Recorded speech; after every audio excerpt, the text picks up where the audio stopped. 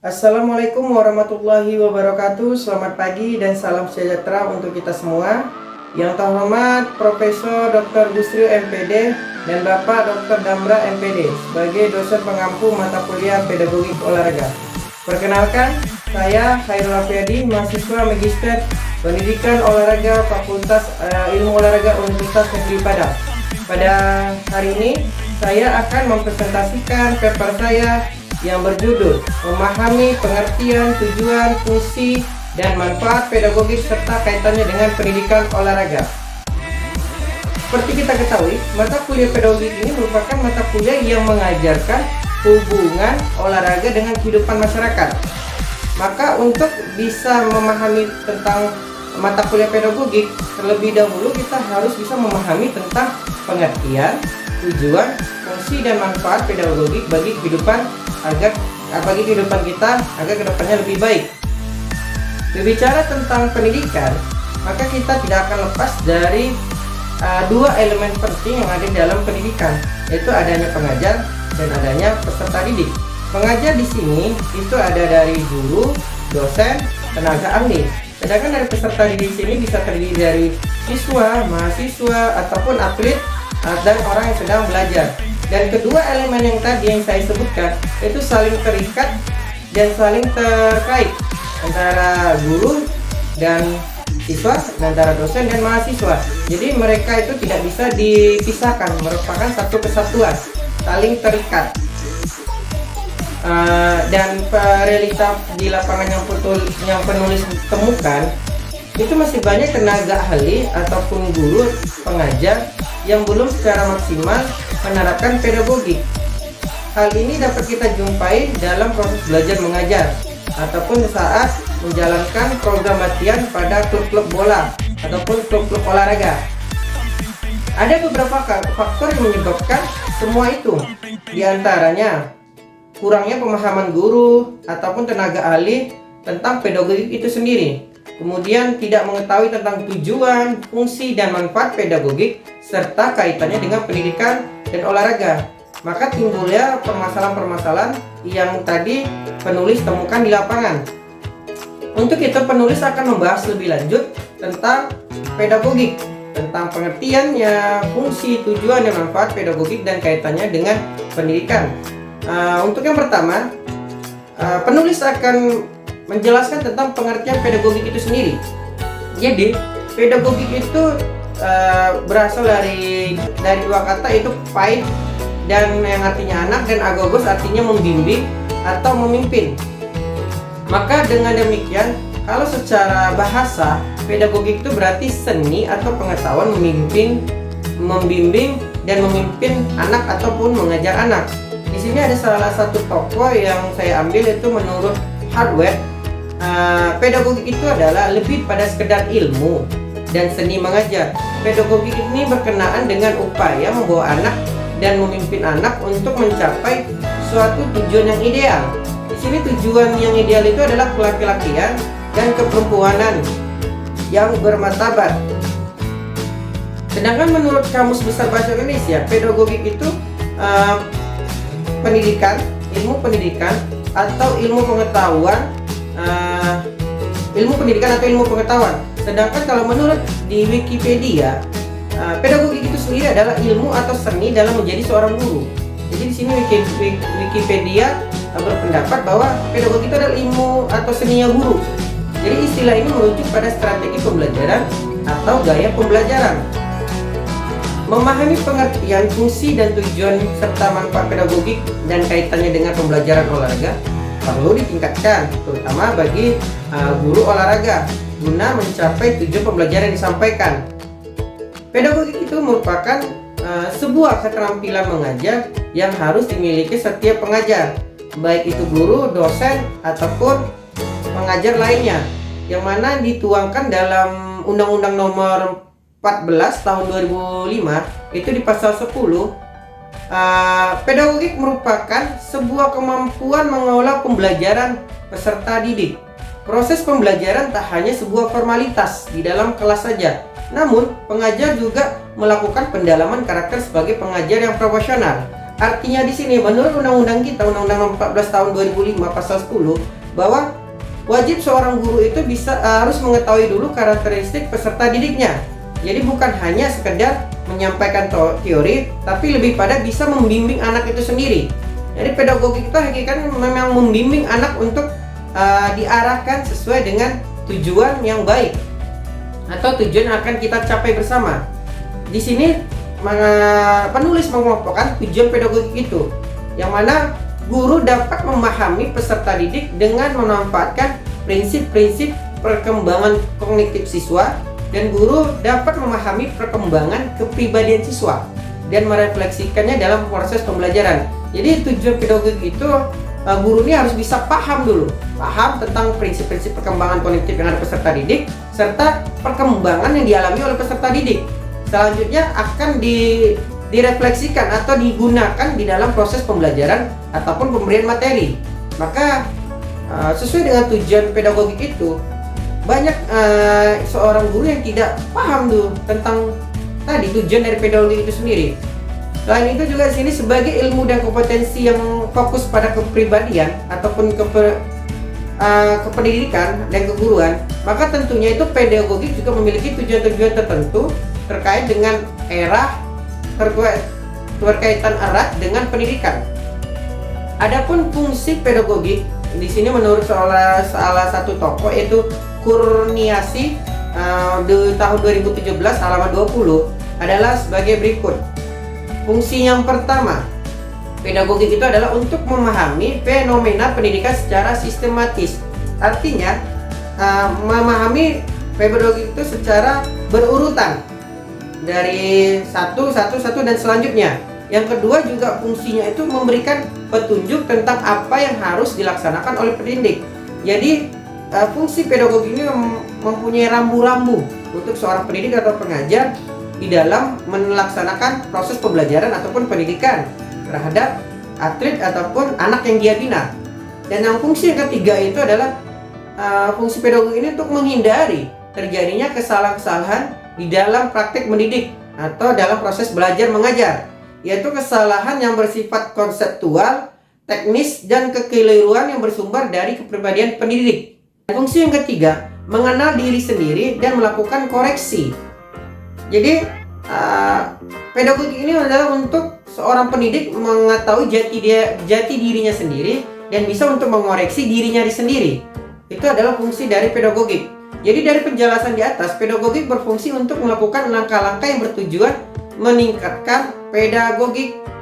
Ya, jadi fungsi-fungsi yang tadi disebutkan itu agar kemampuan seorang pengajar di dalam kemampuan pedagogiknya bisa ditingkatkan. Sedangkan manfaat pedagogik itu dilihat dari sudut pandang itu ada dua manfaat yang akan dirasakan. Yang pertama kali itu manfaat bagi guru ataupun pengajar. Di sini bagi guru manfaatnya yang pertama memahami sifat-sifat karakter, tingkat pemikiran dan perkembangan fisik serta psikis peserta didik, dan dapat dijadikan sebagai pedoman untuk mengetahui arah dan tujuan mana yang akan dicapai.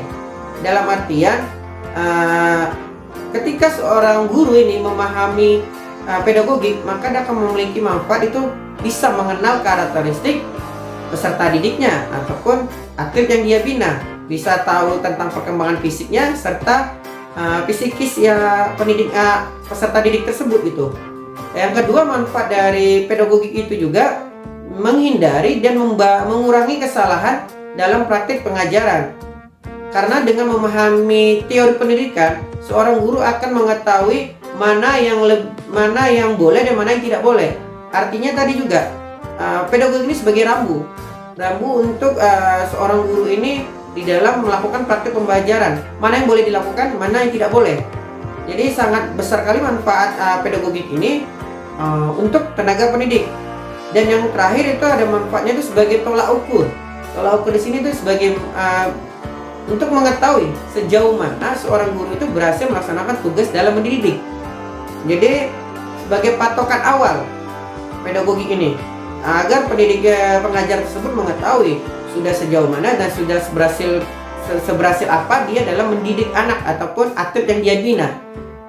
Itu adalah manfaat yang akan dirasakan oleh dari segi atau sudut pandang guru. Selanjutnya sini juga penulis ada memaparkan tentang manfaat dan manfaat pedagogi itu bagi peserta didik ataupun atlet yang akan dibina. Kalau bagi peserta didik, manfaat pedagogi yang pertama itu terpenuhinya rasa ingin tahu dari peserta didik. Mengapa terpenuhinya rasa ingin tahu dari peserta didik? Itu karena guru sudah mampu membangkitkan dan mengelola rasa ingin tahu dari peserta didiknya dalam setiap pembelajaran. Artinya, seorang guru itu harus mampu mengeksploitasi atau mengeksplorasi kemampuan dari peserta didiknya. Jadi peserta didik ini dapat menggali dan mencari informasi itu sendiri. Jadi pembelajaran itu tidak terpusat lagi kepada pengajar atau guru, lebih pada peserta didik atau yang kita sebut sedang student teacher center, bukan lagi teacher center tapi pada student center, pusat pada peserta didik itu sendiri. Dan manfaat kedua yaitu bisa menumbuhkan rasa keberanian dan kemampuan peserta didik dalam berpendapat dan menyelesaikan masalah. Jadi pedagogi itu bisa membangkitkan atau memberikan ruang kepada peserta didik ini untuk berani menyampaikan dan menyelesaikan masalah yang ada pada dirinya ataupun yang ada pada saat proses belajar mengajar. Dan yang manfaat yang ketiga yang akan dirasakan oleh peserta didik itu adalah proses belajar mengajar akan menjadi lebih menyenangkan. Peserta didik lebih termotivasi, semangat dalam belajar peserta didik itu akan timbul. Itu karena tadi seorang gurunya sudah paham tentang pedagogi itu. Maka yang dirasakan oleh peserta didiknya dampaknya akan sangat besar. Mereka akan lebih bersemangat, mereka akan lebih senang, mereka akan lebih termotivasi karena tadi guru telah memiliki kompetensi dalam pedagogi, dapat mengelola itu semua, mengelola kelas, bagaimana kelas itu menjadi menyenangkan. Itu tadi manfaat yang dirasakan oleh peserta didik. Nah, di sini juga penulis mengaitkan kaitan pedagogi dengan pembelajaran olahraga. Pada hakikatnya merupakan bidang studi akademik yang berada di persimpangan antara olahraga dan pendidikan. Disiplin ilmu olahraga yang berpotensi untuk mengintegrasikan atau menggabungkan antara subdisiplin ilmu olahraga dengan landasan ataupun semua praktik dalam bidang keolahragaan yang mengandung maksud dan tujuan untuk mendidik. Jadi antara pedagogi itu sendiri dengan olahraga itu sama-sama memiliki tujuan untuk mendidik ataupun meningkatkan dari peserta didik ataupun atlet yang dia bina. Sementara kalau dilihat dari penelitian dalam pedagogi olahraga dan penelitian di bidang pendidikan jasmani itu malah menjadi sebuah timpang tindih, di mana pendidikan olahraga sekarang dipandang sebagai disiplin akademik yang menyuruh menginformasikan pembelajaran dan pengajaran dan instruksi dalam berbagai konteks olahraga ataupun aktivitas fisik dan latihan. Sedangkan untuk pendidikan jasmani sendiri itu adalah lebih kepada bagaimana anak itu bisa menjadi bugar dan sehat. Dan kalau pendidikan olahraga itu lebih pada untuk prestasi yang akan dicapai. Itu tadi agak timpang tindih, tapi sebenarnya kalau dilihat secara ini juga memiliki satu tujuan yang sama, yang itu membuat masing-masing peserta didik ataupun atletnya untuk menjadi memiliki kebugaran yang diharapkan. Di sini juga penulis melihat masalah dalam pembelajaran itu terjadi pada seorang guru atau pengajar itu masih menggunakan pembelajaran yang kuno, sering menyampaikan materi dengan hanya menggunakan metode ceramah, menulis buku dan papan tulis, serta menilai anak dan menegur anak ketika melakukan gerakan yang yang tidak sesuai dengan diharapkan, atau secara langsung mengontrol anak untuk melakukan aktivitas fisik yang belum tepat, sehingga anak ini tidak bisa mengeksploitasi dirinya. Lebih pada anak ini akan dikekang atau dipandu oleh guru ini sesuai dengan yang diharapkan. Padahal kita tahu sendiri kalau olahraga ini anak itu harus banyak beraktivitas, harus banyak bergerak. Gurunya hanya sebagai fasilitator ataupun sebagai membimbing dan mendampingi anak, sehingga materi dan minat belajar tidak tercapai dan jauh dari hal yang hendak dicapai. Untuk itu, maka sangat diperlukan lagi guru mengetahui tentang pedagogi, terutama di dalam bidang olahraga, agar bisa mengetahui ataupun membimbing anak ini untuk mendapatkan gerakan-gerakan yang seharusnya mereka dapatkan. Jangan dibatasi, tapi lebih pada anak ini memberikan ruang pada anak untuk bereksplorasi. Untuk memecahkan permasalahan yang tadi penulis sebutkan itu oleh kurangnya pemahaman pedagogi pada guru, maka proses pendidikan jasmani dan tujuan pendidikan sesungguhnya belum tercapai secara maksimal. Jadi di sini penulis mencoba memberikan beberapa pemecahan masalah agar permasalahan dialami oleh pendidik, terutama di dalam pedagogik itu akan dapat terselesaikan. Mungkin yang solusi yang pertama yang akan diberikan oleh penulis di sini itu guru harus belajar menggunakan beberapa metode, cara penyampaian dan strategi mengajar yang efektif guna meningkatkan minat belajar siswa. Artinya guru itu harus bisa menggunakan metode-metode yang bervariasi dan kreativitas guru di sini juga dituntut agar dalam penyampaian dan strategi mengajar itu efektif tapi guna menyenangkan dan berbobot. Seperti yang kita ketahui tentang Pakem Gemrot, itu pembelajaran yang aktif, kreatif, inovatif, menyenangkan dan berbobot.